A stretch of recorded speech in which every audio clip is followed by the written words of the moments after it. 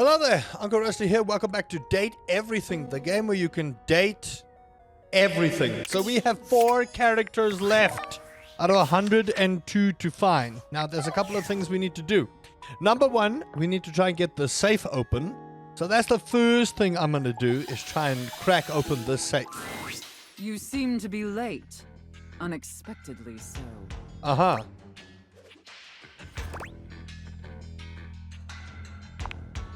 Pathetic. Oh. I hope you're aware, if you'd already filled out all the necessary paperwork, I'd punish you for that transgression. Oh, punish me, mommy. I'd punish you severely. Mm-hmm.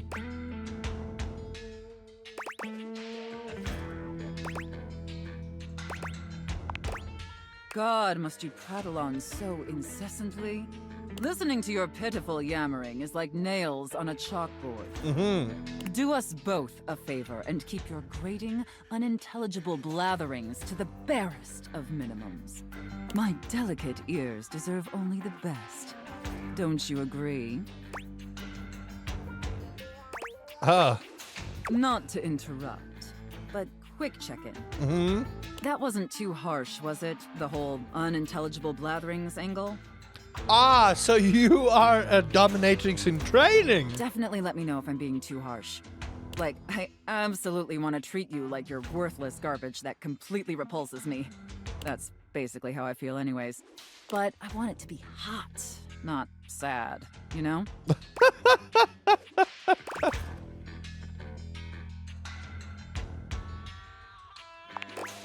Enough flirting. We have business to attend to. Open the safe, and then maybe we can talk business. First, I will need you to consent to my complete and total authority. You will surrender yourself to me, making you compliant, dependent, and subjugated to my will and my will alone. Mm-hmm. Do you consent, wretch? Very good, my little wretch. I don't know how to feel about this whole dialect being spoken to me. I It really do appears that you not. can follow orders well, at least when you put your mind to it.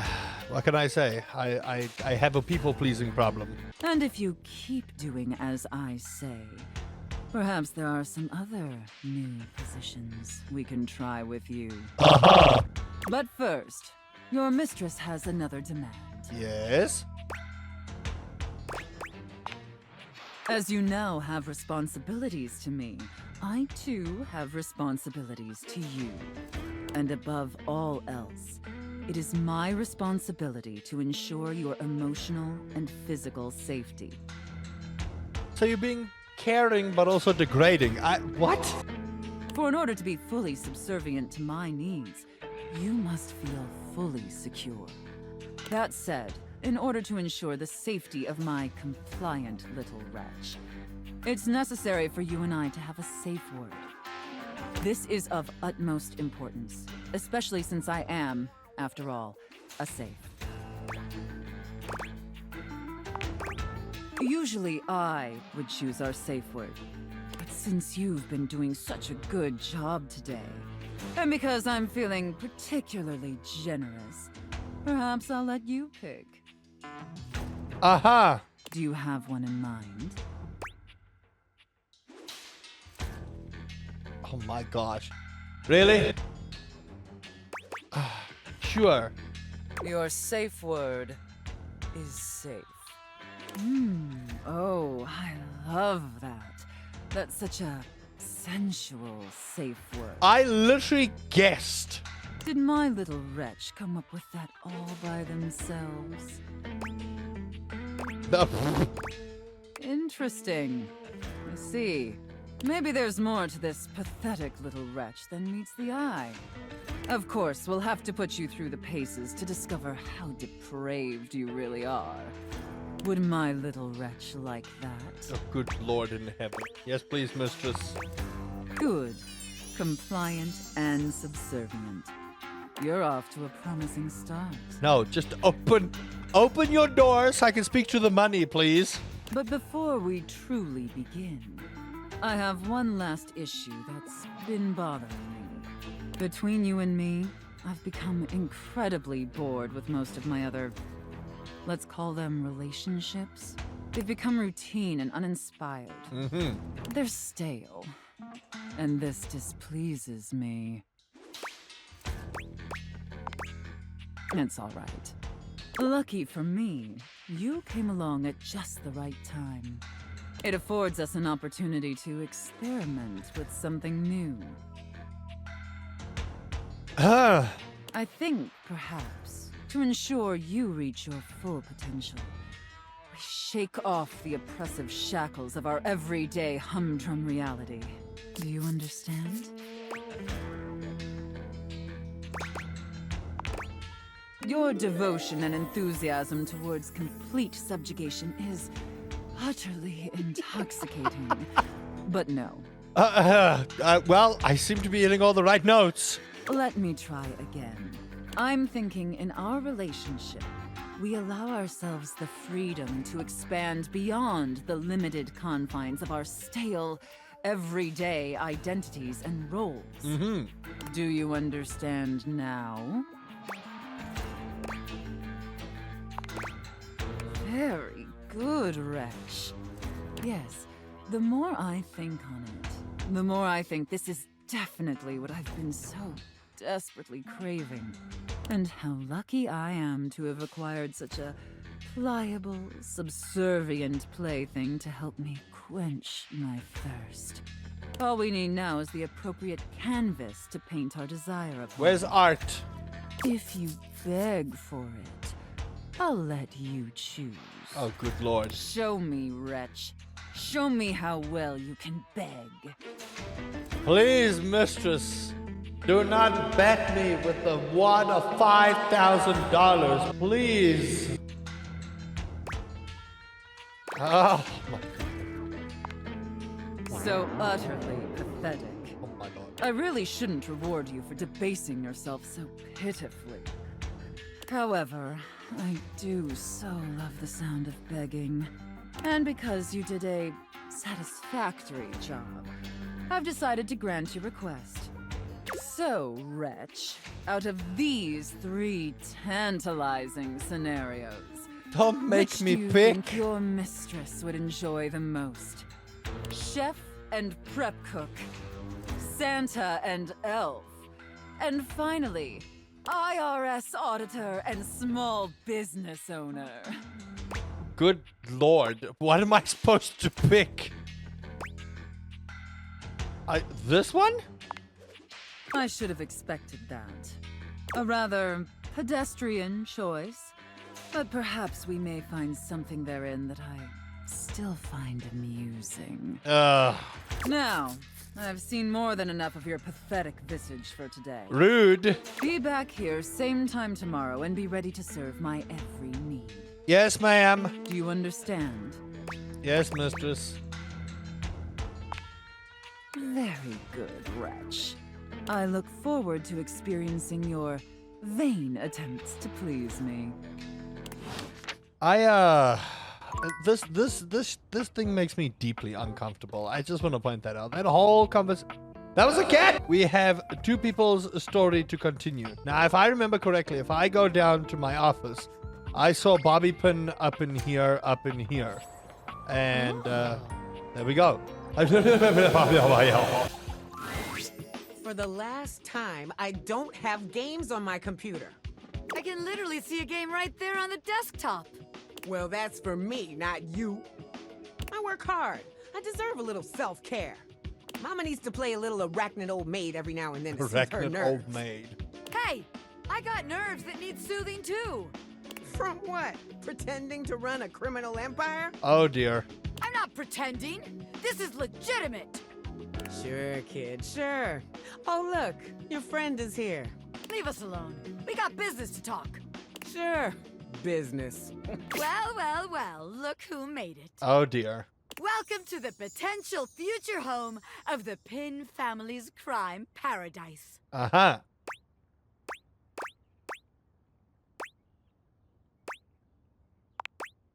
Open your mind, baby. Criminal enterprises are way more than a guy in a trench coat selling you stuff in an alley. Do tell. Any real mafioso's got an accountant and an office and a whatnot. Can't you see it now? Right there, on the desk, on a big shiny plate. Robert Bobby Pin. Legitimate business pin. I mean, fair.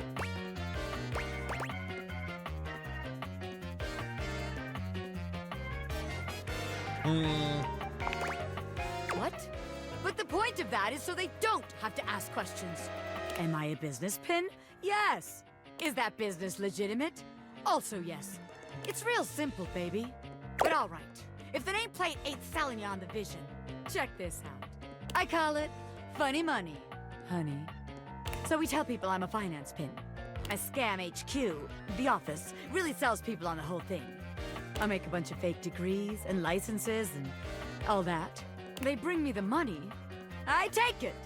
Then we tell them that I invested it, and it's totally making a bunch of money, and they just gotta be patient. Meanwhile, we get some more suckers, take their money, and give it to the old suckers.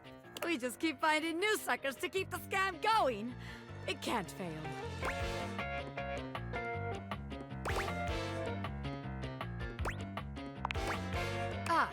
Yeah. I mean, a hardened gangster like me can handle a couple of years in jail, but I can't be endangering the rest of my crime family. Besides, if I get locked up again, who's gonna take care of the rest of you yahoos?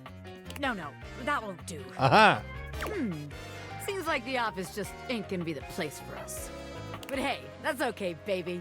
A gangster like me is flexible. You know, you had more going on in the, washing area than you did in the office. I feel like you're not trying hard enough to sell this to me. So here's your hint for our next potential location. Darkness. Scary. Spiders. Get out, baby. I'm pretty sure that's the attic. So, if my hunch is correct, Amondo. Wait, yeah, there we go. My genius is a genius. But we can only speak to one object per day, so we need to speak to our boxes to get the other quest going. So, hello there. How do you do? Whoops. This is the wrong meeting place. Go meet me at the bottle above the fireplace. Daring and daring Oh, do away. oops. Wait. That is not what I was supposed to do. Ah, I'm an idiot. This is where I'm supposed to meet you. Let's try again. And here we are. Now listen. Bo holds a finger up to her lips, lowering her voice. We have to at least try to be very, very sneaky. Very quiet. We're hunting wabbits.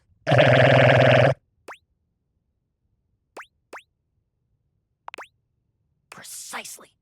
Bo sets the scene for you with her hands, curling two fingers in the air like a pair of legs sneaking past. The goal is to sneak into the ship, sneak past Jacques, who will probably be sitting on the deck staring out at his plastic ocean. Then we sneak. Yes, that's it! I love your enthusiasm. Going on a great quest with a great companion. Oh, it's the best. Oh, also, here, take this. She holds out an extension cord to you. It's wound in a circle, just like the whip Bo carries. Oh, thank you. I made it for you. I figured since we're going on the great quests, you're gonna need some kind of a weapon. And I figured that something that doubles as a tool would be useful. And also, I don't know you well enough to trust you with a projectile. So, extension cord whip it is. What? What? If you guys don't know,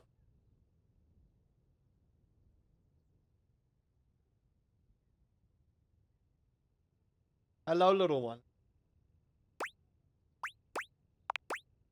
We're looking for the secret sword.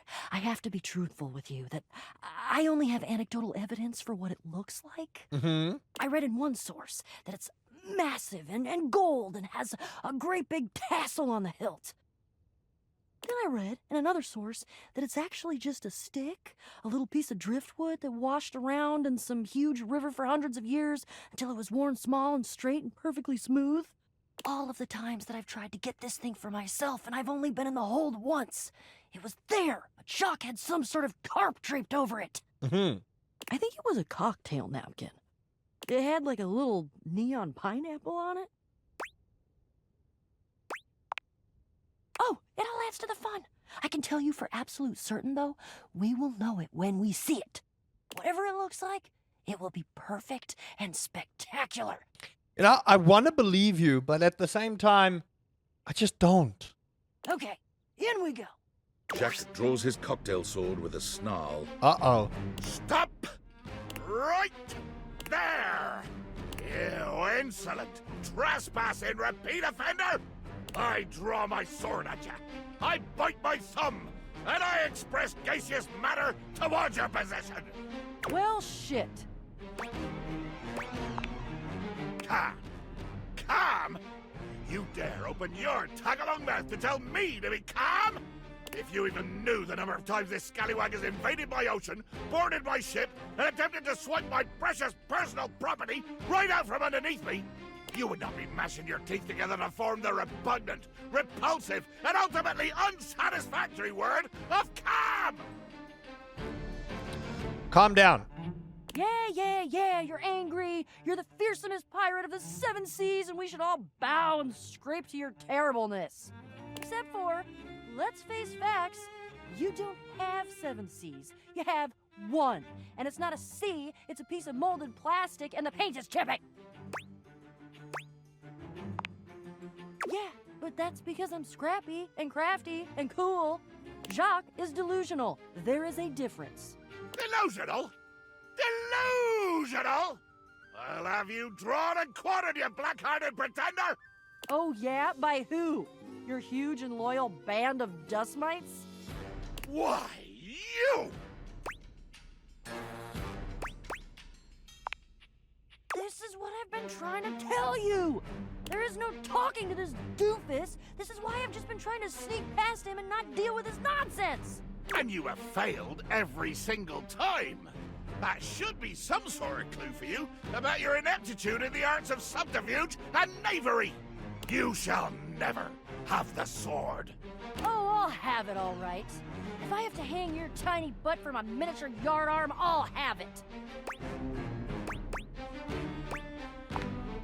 I feel compelled to warn both of you that whatever suggestion you make, be it reasonable or logic or even sure to succeed to bring glory to all parties, I will probably say no. Oh, for God's sake. You should be flattered I said anything.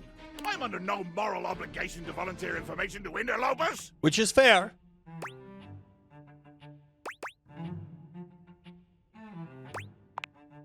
I'm sure you know the sword is ancient. Nobody knows exactly when it was created or by whom. If I understand my research correctly, Jacques, it just showed up one day in your hold. Since we are now discussing something about which I care, I will deign to answer you. Uh-huh. That is correct. One day, I awoke to find the sword in my hold, gleaming and sparkling in the early morning ocean light. The sword, ancient and glorious as it is also the only known key to defeating the fearsome Isolde. Blow me down. You lie. You must lie. But why would you? I've already defeated you. There is no way you could win, either physically or by trickery, so you must be saying the truth. Or at least, your version of the truth. Isolde. The Isolde?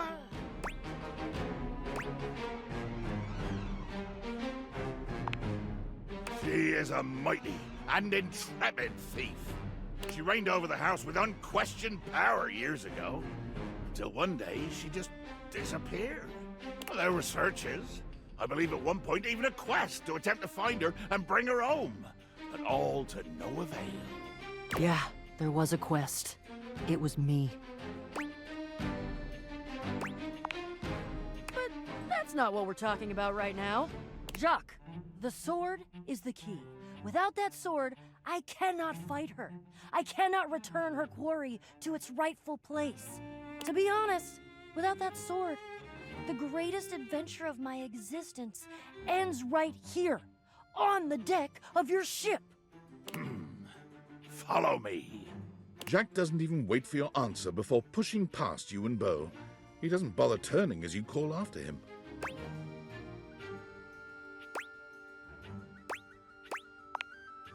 Oh, don't you worry. We are not in any danger. Never were. Aha.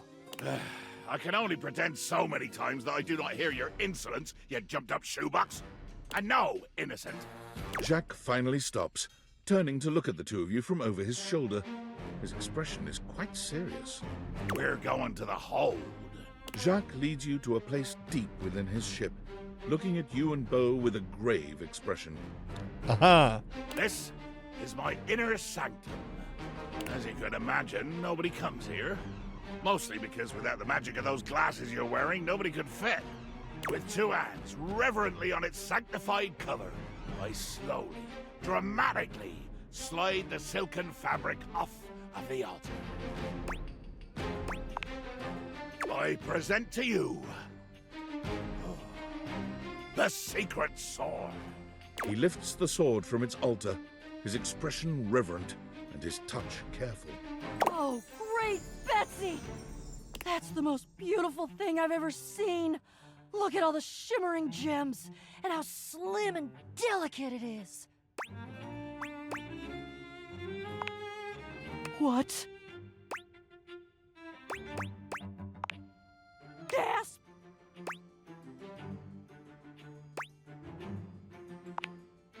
You made it?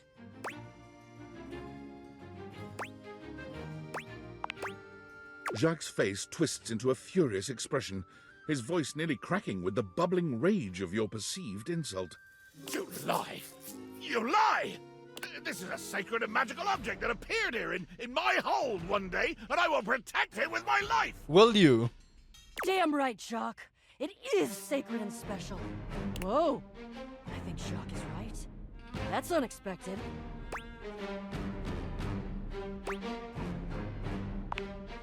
I don't know that I'd call that progress.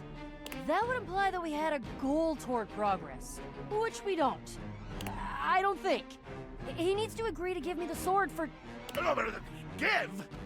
You said borrow. You said nothing about give at all. This was always a loan, a temporary state of affairs. But fortunately, or unfortunately, depending on your perspective, it is not just a simple matter of loaning you my single most precious possession. You see, I am going with you. What? I desire adventure. Need it. Even more than I detest your cardboard company. No, the hell you're not! Over my dead boxes! No!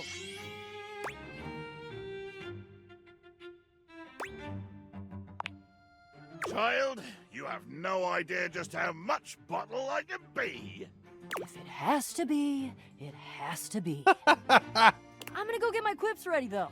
Because this is the biggest adventure of my entire life, and I'm sure as hell not gonna miss it. Oh boy. Onward to the boxes. Which boxes? I'm assuming the boxes upstairs. As the only boxes I can think of where this would be, right? But this can't be it because this is the memory lady. So where would that be? Here? Surely not, right? Surely not. No. All right. I have an idea. There's a particular person that I wish to speak to while I figure out how to, find the rest of this ish. Oh, Kopi, I need some kovifi. Please and thank you. Kopi is in the middle of opening a bag of coffee beans, wafting their aroma towards her with a pleasant sigh. Oh, hey! Welcome back. Hello there. I hope you're in the mood for some delicious coffee. I just got him some fresh new beans, so they're gonna be nice and ready to grind. And, well, I'm looking to try something a little different today. So, what can I get for you today? Let's go with a latte. Why not? Sure thing. One latte coming right up. Perfect. Kopi gets to work, grinding and pouring and mixing with an impressive speed. And voila! One latte just for you. Hope you like it. Thank you. Is there anything you'd like to know about the latte? Sure. Gosh, where do I begin? There's all different kinds of patterns to choose from. Hearts, tulips, and probably one of the most essential patterns for any good barista to learn is the Rosetta pattern. Mm-hmm. It's supposed to be based off this plant, but I forgot the full name of it. That's probably it, yeah. We'll see you next time. I love how Kopi is like literally a 30-second conversation. I drink a coffee and then I go. No option to talk about your life, about what kind of coffee machine you are, what kind of different coffees you can make, not the appropriate amount of sugar that you should put in your coffee. No. 2 minutes. Hi, what would you like? Here you go. Goodbye, nerd. Your room is dark and cold. There we And though go. you may have gone to sleep This is what I alone, want. You can feel someone else here. Nightmare looms over the edge of your bed, at once friendly and disquieting. Is it you again? Maybe. Ah, you're back. I've been contemplating what to show you this time. What may unsettle you? Get your blood pumping. A deep ocean of water or a bunch of spiders. This time I think maybe you're speaking in front of an audience. Hey, how'd you know? Is that scary alone? The thought of being vulnerable in front of so many people? I've been doing it for years. Expecting eyes on you, knowing if you misspeak even once, they won't respect you. They might not even like you, or be able to stand you. Stop it. Your words tumble out and you start mixing them up. You can feel your heartbeat in your ears. The spotlights on you make you start to sweat. You start to get your lips under control and the words start to flow the way you intended. Then your tongue presses against your front teeth and they give. One of your teeth slips out of your gum and down onto the podium in front of you. Why is this so vivid? You stare in horror. You reach to pick it up, and then a canine tooth drops to your tongue. You let out a petrifying, guttural scream as your own teeth fall loose from your gums. A tickle in your throat makes you cough. The people in the audience gasp, retch, lean back, flee from their seats. You're coughing up more teeth. They come out of your mouth and into your hands bloody. Your mouth is just gums now, but the teeth, they're still coming. Tears prickle in your eyes. Then you try to apologize to your audience. You realize you're a monster. The teeth clatter to the podium and...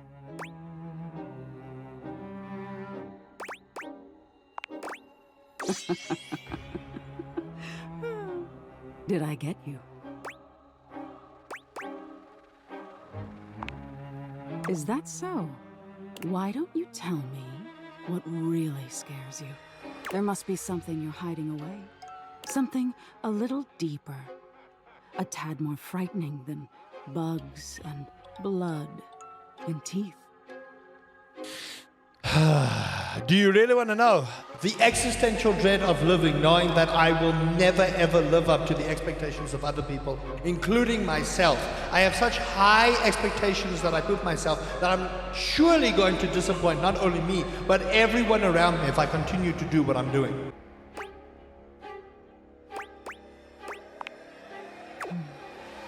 The important thing is, you'll learn from what I show you.